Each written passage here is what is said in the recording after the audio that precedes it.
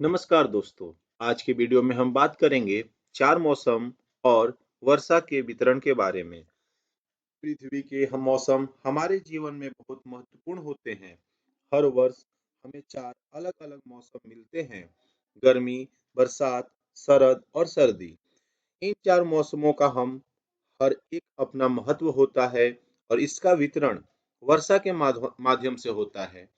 इस वीडियो में हम इन चार मौसमों के बारे में विस्तार से चर्चा करेंगे और देखेंगे कि वर्षा किस प्रकार से होती है और यह कैसे विभिन्न क्षेत्रों में वितरित होती है। वर्षा के वितरण का माध्यम होने के कारण हमारे जीवन में चारों मौसमों का अलग-अलग प्रभाव होता है। हम देखेंगे कि यह वर्षा का वितरण किस प्रकार से भूमि, प्राकृतिक आवास और जीवन को प्रभावित करता है। इस वीडियो के माध्यम से हम इन चार मौसमों और वर्षा के वितरण के बारे में और भी जानेंगे ताकि हम इस मौसमी प्रक्रिया को और अधिक समझ सकें।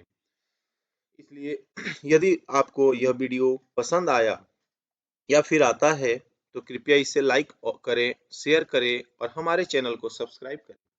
तो बढ़ते हैं आज के टॉपिक में, जिसका नाम है the weather seasons. The cold weather season, the पहला जो बच्चों है क्या है?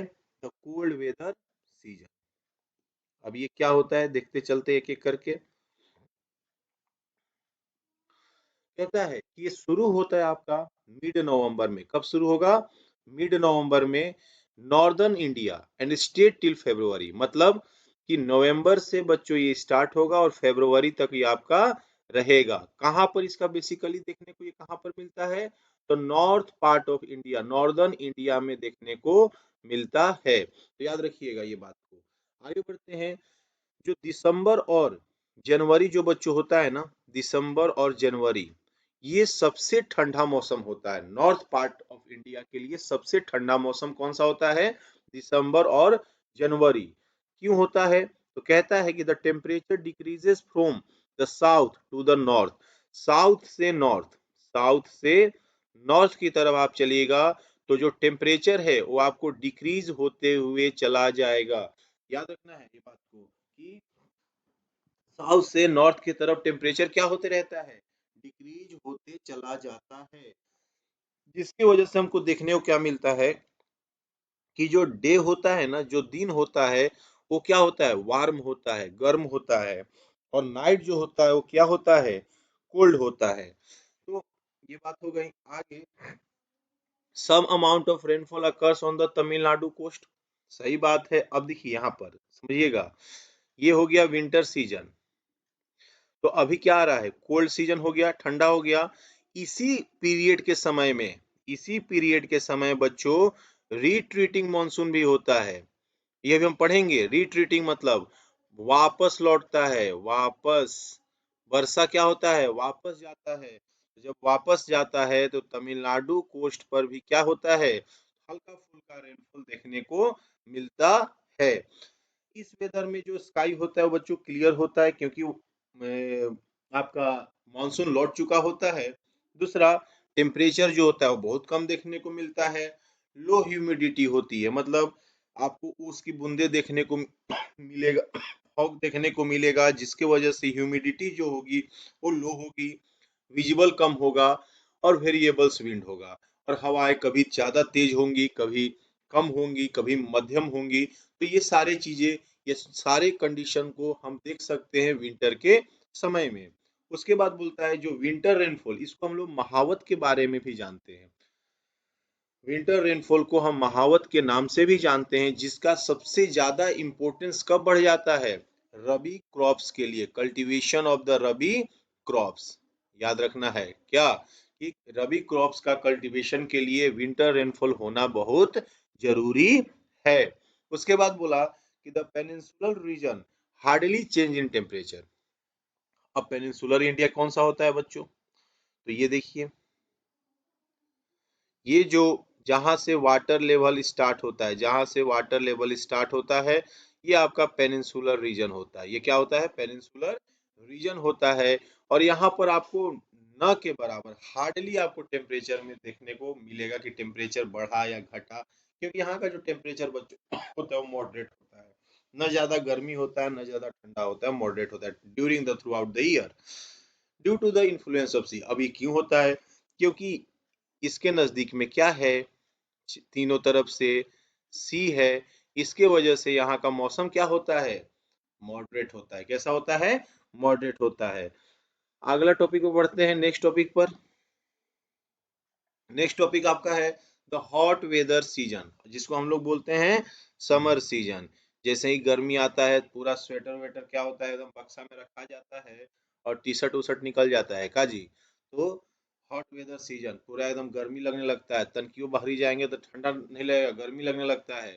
तो इसके बारे में समझते हैं क्यों होता है। तो कहता है कि बेसिकली ये कब से कब होगा, तो मार्च से लेकर के मई तक में सबसे ज्यादा गर्मी होता है, मतलब हम लोग सबसे ज्यादा एक्सपीरियंस करते हैं गर्मी को। उसके बाद summer month experience rising temperature. अभी बताएं कि समर का सीजन है तो टेम्परेचर क्या होगा, राइज करेगा, बढ़ेगा।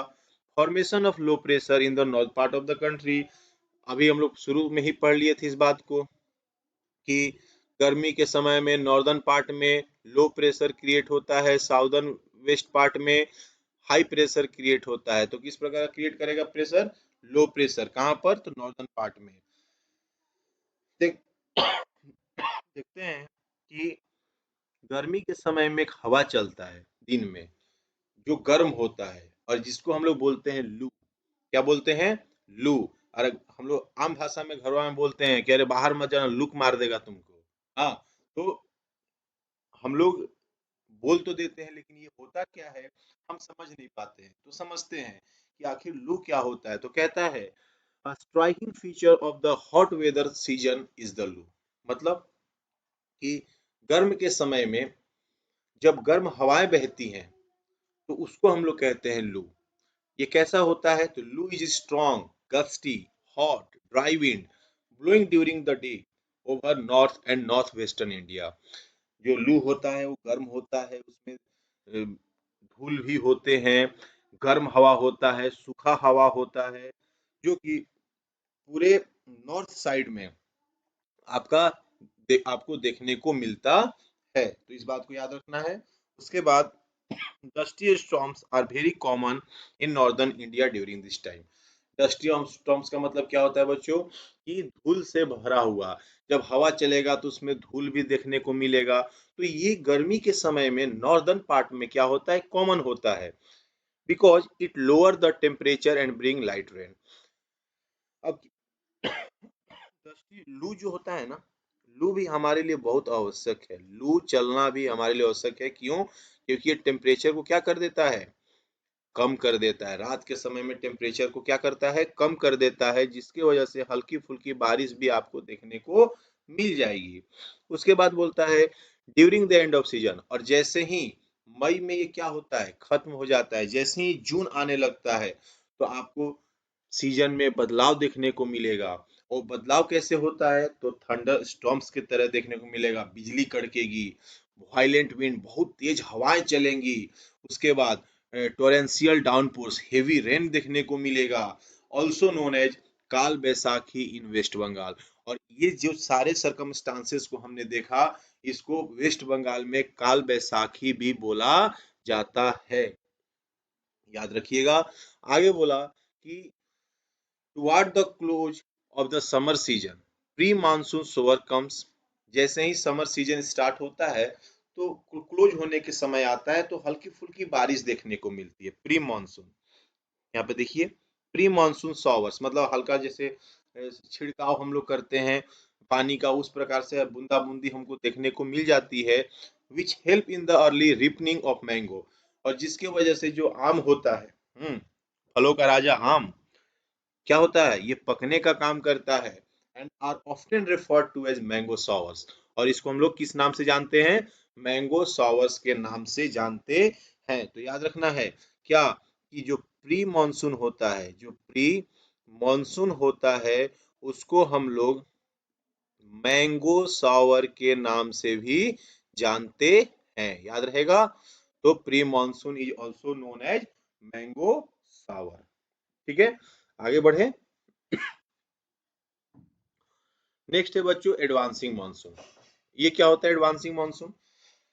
मतलब मानसून का देश में एंटर करना। और शुरू में ही हम बता दिए थे ये कब शुरू होगा, तो अर्ली जून में, शुरुआती जून में आपको ये देखने को मिलेगा थ्रू आउट द कंट्री, मतलब पूरे देश में आपको मानसून देखने को मिलेगा जून में, शुरुआती जून से आपको देखने को मिल जाएगा। जैसे कि अभी हम बताएं, पिछला वीडियो में बताए थे कि मुंबई जो है, मुंबई में कब होता है, तो 10 जून को देखने को मिल जाता है। उसके बाद असम में भी देखें हम, असम में कब देखने को मिलता है, तो आपका फर्स्ट वीक ऑफ जून में देखने को मिल जाता है। तो बिगिंस ये हो गया। इसमें जो हवा का एवरेज स्पीड होता है ना, एवरेज स्पीड जो होता है हवा का, वो 30 किलोमीटर पर आवर होता है। कितना? 30 किलोमीटर पर आवर होता है। तो याद रखिएगा, जो साउथ वेस्ट से जो हवाएं चलती हैं उसका स्पीड जो होता है, एवरेज स्पीड जो होता है वो 30 किलोमीटर पर आवर होता है। अब जैसे आपसे सवाल पूछ सकता है कि the wind which flow throughout the from the southwest India, what is the average speed of? तो उसमें ऑप्शन दे देगा 30 किलोमीटर, दे देगा 120, दे देगा 180, दे देगा 250। अब यहाँ से मेरा एक सवाल आया, कमेंट में सवाल कीजिए, जवाब दीजिएगा कि 120 180 किलोमीटर पर आवर पर कौन सा हवा चलता है। ये आपके लिए सवाल आज का हो गया कि कमेंट में आपको जवाब देना है कि 120 और 180 किलोमीटर पर आवर की स्पीड पर कौन सी हवा चलती है और कहाँ चलती है और कहाँ।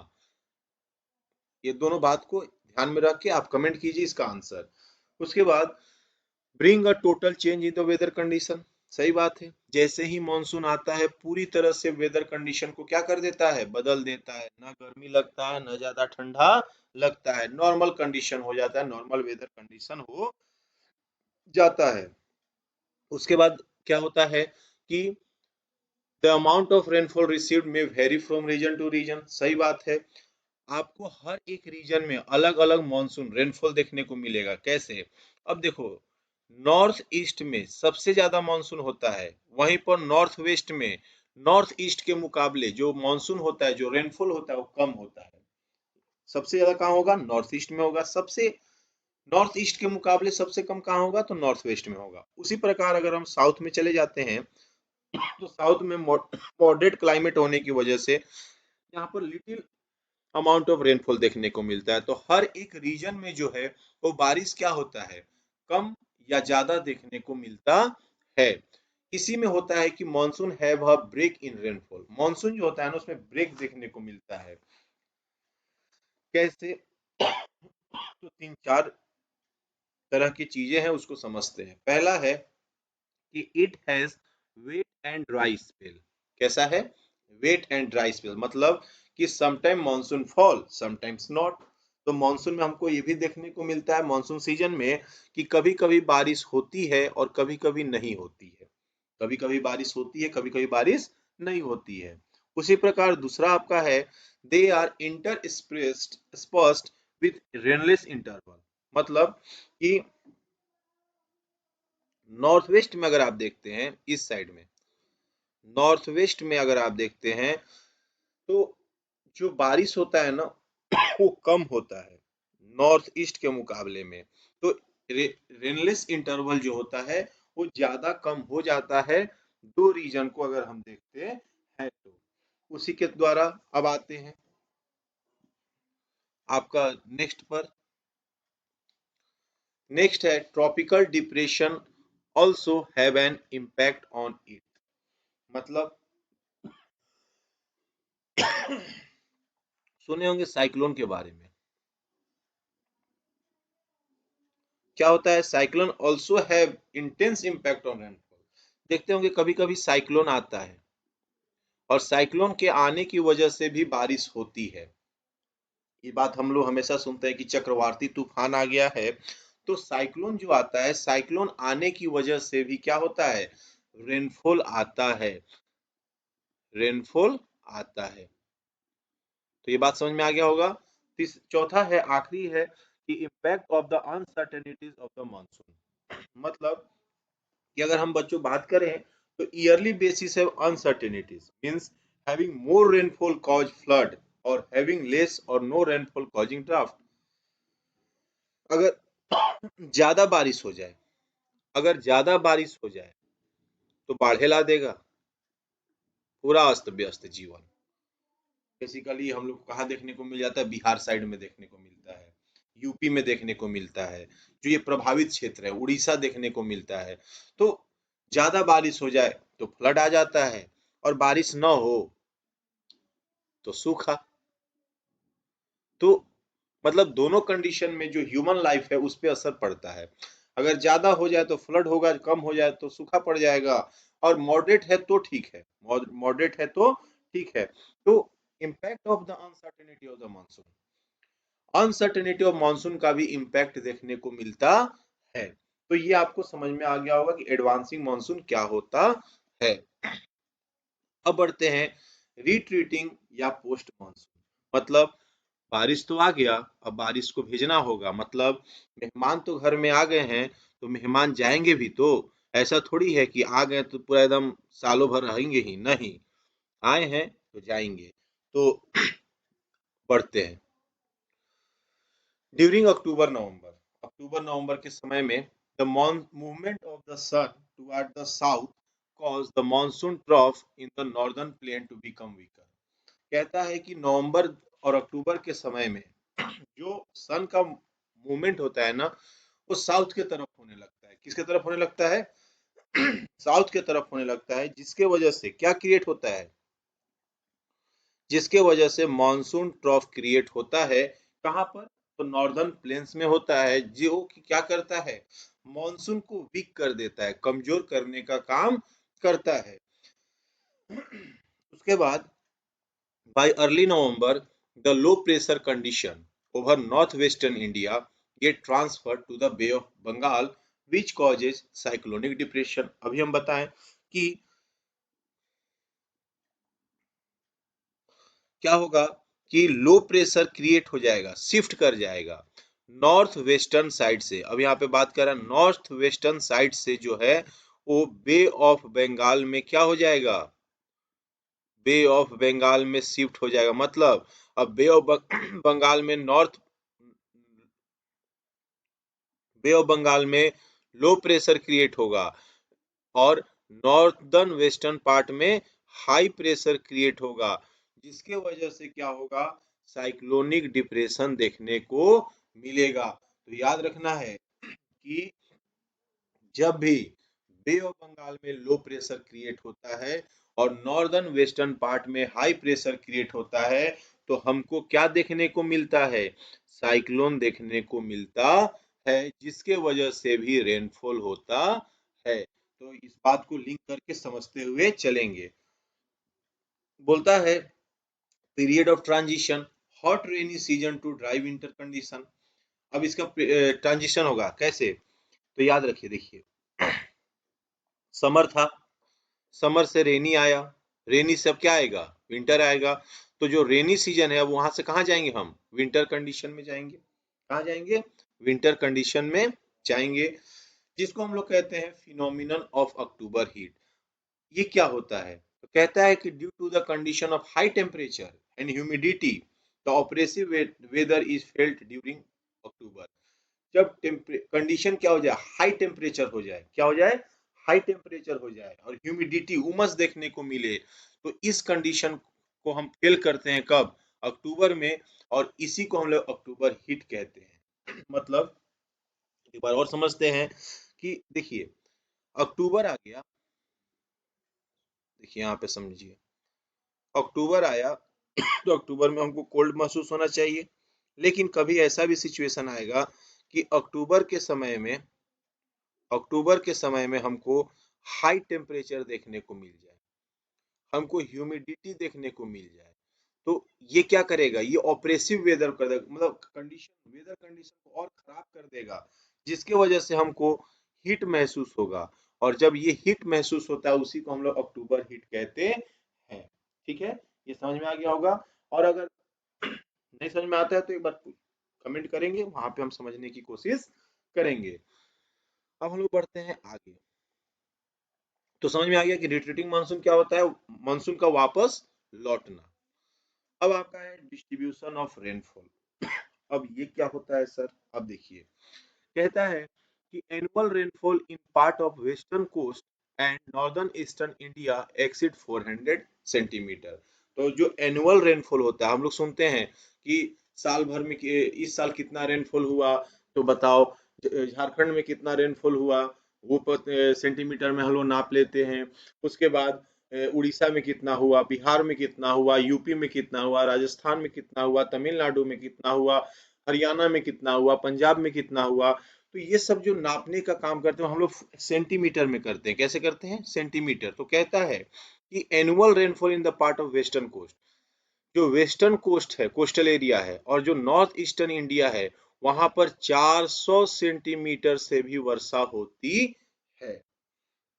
जब हम लोग मैप करेंगे ना, तो इस पे और अच्छे से समझेंगे कि किस रीजन में कितना ज्यादा रेनफॉल होता है। कहता है कि western Rajasthan and some part of Gujarat, Punjab, Haryana receive an annual rainfall of less than 60 centimetre.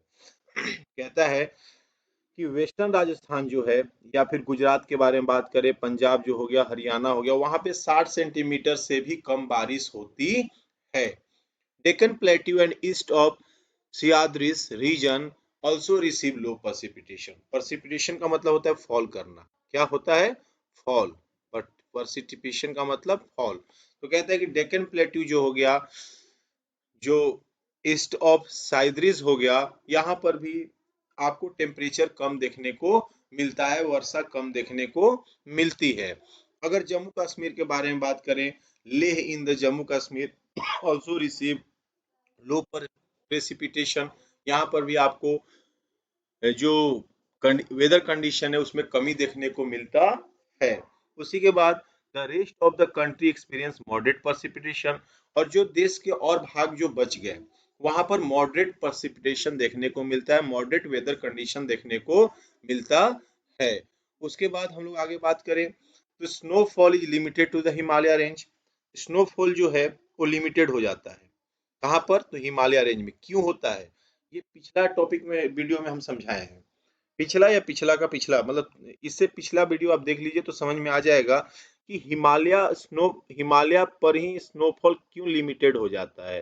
Because फिर समझाते हैं कि रेनफॉल जो सेंट्रल एशिया से जो हवाएं, जो ड्राई एयर जो वहां से आती है, विंड आती है, उसके लिए हिमालय बैरियर बनने का काम करता है।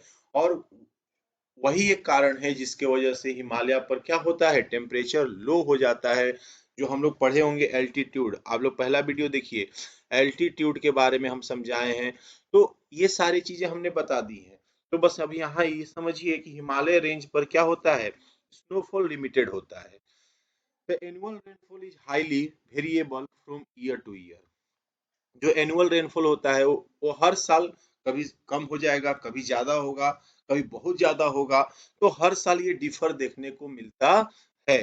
कहता है कि variability is high in the region of low rainfall such as part of Rajasthan, Gujarat and the leeward side of the western Ghat. ये कुछ रीजन्स हो गए भारत के, जो पार्ट्स हो गए, वहां पर आपको हर साल हमेशा आपको लो रेनफॉल ही देखने को मिलेंगी। उसके बाद area with high rainfall are prone to flooding. जहां जिस एरिया में हाई रेनफॉल हो जाए, वो क्या हो जाए, वहां पर बाढ़ आ जाती है। And area with low rainfall, और जहां पर लो रेनफॉल हुआ, जहां पर बारिश न के बराबर हुई, वहां पर सूखा पड़ जाता है। तो इस तरह से रेनफॉल का डिस्ट्रीब्यूशन किया गया है पूरे भारत में, कि कुछ भारत के ही कुछ ऐसे एरिया हैं जहां पर बहुत ज्यादा बारिश, और कुछ ऐसे एरिया है जहां पर न के बराबर बारिश। तो हर एक एरिया में, हर एक रीजन में आपको अलग अलग चीजें देखने को मिलेंगी। अब लास्ट टॉपिक इस चैप्टर का, क्लाइमेट चैप्टर का ये last topic, that is the monsoon considered as unifying bond. Monsoon को यूनिफाइंग बॉन्ड भी बोला जाता है। क्यों बोला जाता है, इस बारे में समझते हैं। कहता है कि the monsoon is considered a unifying bond in the Indian subcontinent because It is responsible for the change in season and agricultural activity in India.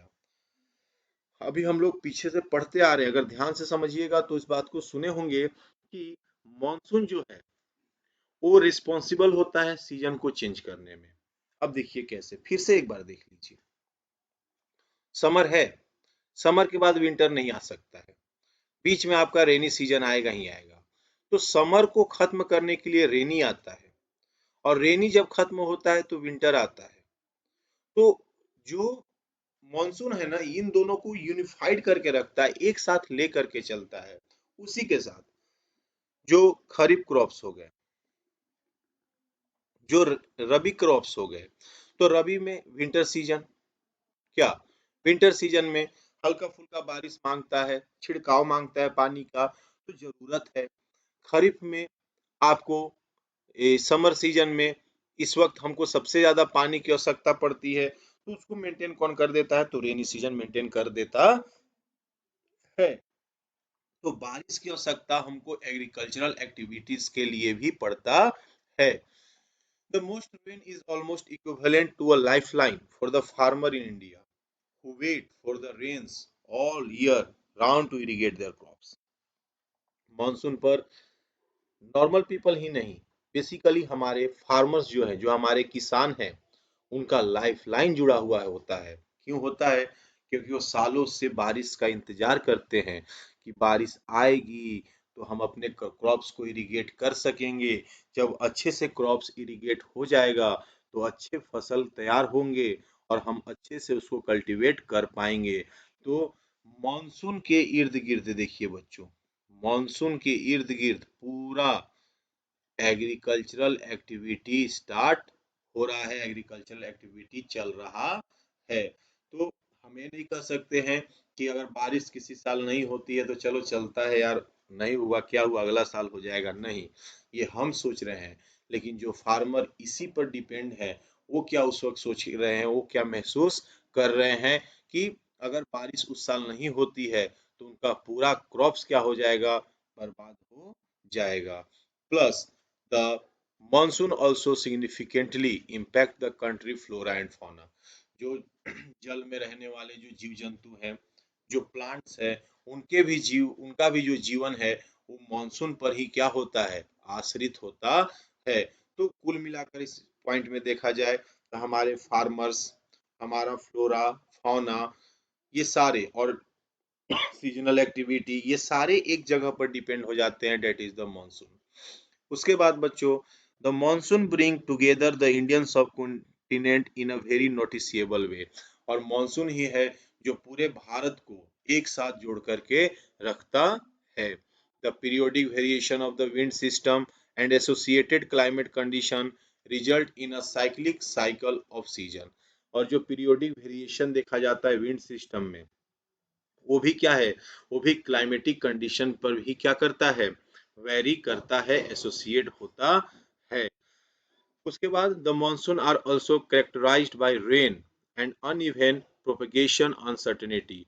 जो मॉनसून है वो कैरेक्टराइज किया जाता है उसको रेन से, मतलब कि मॉनसून सीजन चल रहा है तो वहां पे रेनी सीजन होना चाहिए, मतलब बारिश होना चाहिए। अगर नहीं होता है तो लोग क्या हो जाते हैं, उदास हो जाते हैं। तो इसका भी हमको देखने को मिलता है कि मॉनसून सीजन तो चल रहा है लेकिन रेन नहीं हो रहा है, बारिश नहीं हो रही है। क्यों नहीं हो रही है? क्योंकि इसमें अनसर्टेनिटीज देखने को मिलता है। उसके बाद the entire agricultural calendar, the lifestyle of the populace including their celebration, the Indian terrain and its animal and plant life are all crucial to this phenomenon. तो बच्चों ये बात हम ऑलरेडी फर्स्ट पॉइंट में ही बता दिए हैं आपको कि एग्रीकल्चरल कैलेंडर हो गया, लाइफ स्टाइल हो गया पॉपुलेशन का, उनका सेलिब्रेशन। जैसे हम लोग देखते हैं ना कि बारिश के बाद हम लोग दुर्गा पूजा मनाते हैं, छठ पूजा मनाते हैं, तो ये सब भी अगर देखने को बच्चों मिले कि ये एक तरह से पूरी हमारे जो सेलिब्रेशन है, जो हमारा फेस्टिवल्स है, ये भी क्या है, पूरी तरह से मॉनसून पर ही डिपेंड है। तो मॉनसून क्या कर रहा है कि हर तरह से लोगों को, हमारे सीजन को, हमारे इमोशंस को जोड़ करके रखता है। The Indian terrain and it's animal and plant life, animal का जीवन भी मानसून पर डिपेंड होता है, जो प्लांट लाइफ है वो भी क्या होता है, मानसून पर डिपेंड होता है। तो बच्चों, हम ये आज जान गए इस चैप्टर में कि आखिर क्लाइमेटिक कंडीशन जो होता है, क्लाइमेट जो होता है वो कैसे वेरिएशन करता है, कैसे क्लाइमेटिक कंडीशन किसी जगह पर ज्यादा होता है, किसी जगह पर कम होता है, किसी जगह पर मॉडरेट होता है। उसी के साथ हमने देखा कि जेट स्ट्रीम क्या होता है, उसका स्पीड क्या होता है, हर एक चीज के बारे में हमने बारीकी से देखा। आईटीसीजेड क्या होता है, इक्वेटर क्या होता है, इक्वेटर पर गर्मी ज्यादा होने के बावजूद भी वहां पर लो प्रेशर क्रिएट क्यों होता है, पानी क्यों ठंडा धीरे धीरे होता है, गर्म धीरे धीरे होता है, लैंड जो है वो तुरंत गर्म क्यों हो जाता है, क्यों जल्दी ठंडा हो जाता है। तो ये सारे प्रक्रिया को इस चैप्टर में हमने बारीकी से देख ली है।